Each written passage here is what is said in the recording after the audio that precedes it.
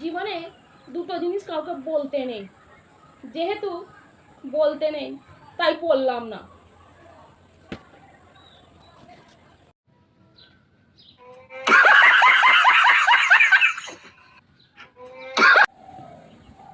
রানু মণ্ডলকে নিয়ে তো অনেক হলো মাতামাতি, এবার বায়ুমণ্ডলের কথা ভেবে দু একখানা গাছ লাগাতেও তো পারেন। হয়তো আপনি ভেবে খুব অবাক হবেন, ছোটবেলায় আমি খুব ছোট্ট ছিলাম।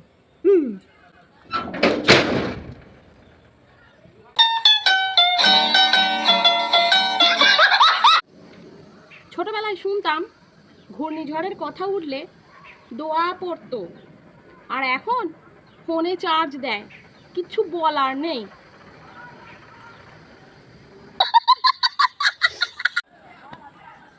পুরুষরা কখনো এত মিথ্যাবাদী হতো না যদি মহিলারা এত এত প্রশ্ন না জিজ্ঞাসা করত।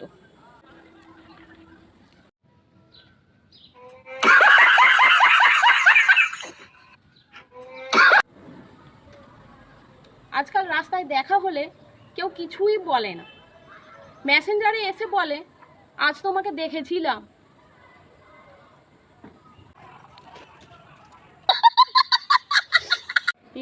আমি হাসতে ভালোবাসি, কারণ আমার হাসির মধ্যেই কষ্ট লুকিয়ে থাকে।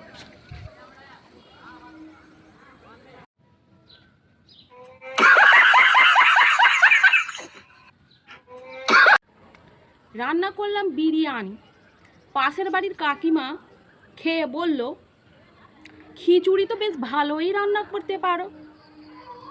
এ কেমন প্রশংসা হলো?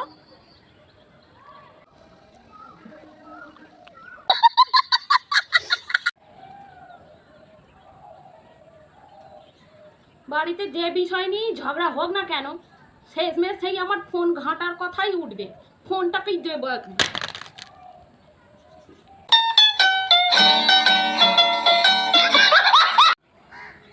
শুয়ে শুয়ে কেঁদেও কোনো শান্তি নেই, শালা কানে জল ঢুকে যায়।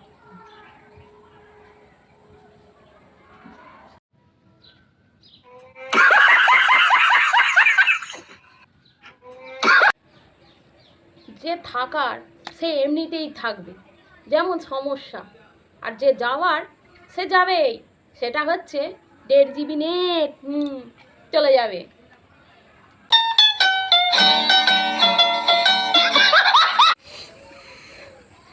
সব ভালোবাসা যদি পূর্ণতা পেত, তাহলে স্যাড সংগুলো কে শুনতো?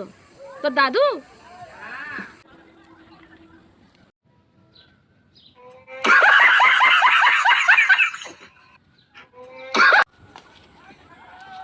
অবহেলা করছিস কর, ভাগ্যে যদি থাকিস বিয়ের পর বুঝিয়ে দেব।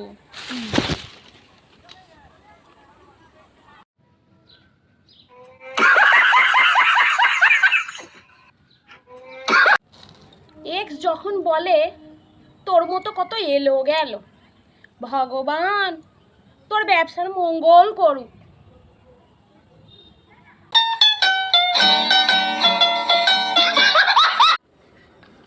এখনকার মডার্ন বউরা যেটা চায়, শাশুড়ির বাচ্চাকে আমি সামলাবো আর আমার বাচ্চাকে শাশুড়ি সামলাবে।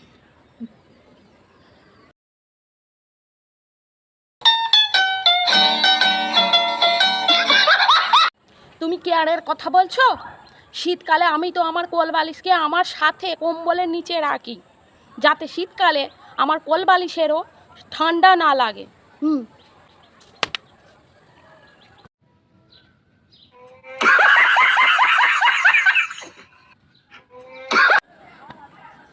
পুরুষরা কখনো এত মিথ্যাবাদী হতো না যদি মহিলারা এত এত প্রশ্ন না জিজ্ঞাসা করতো।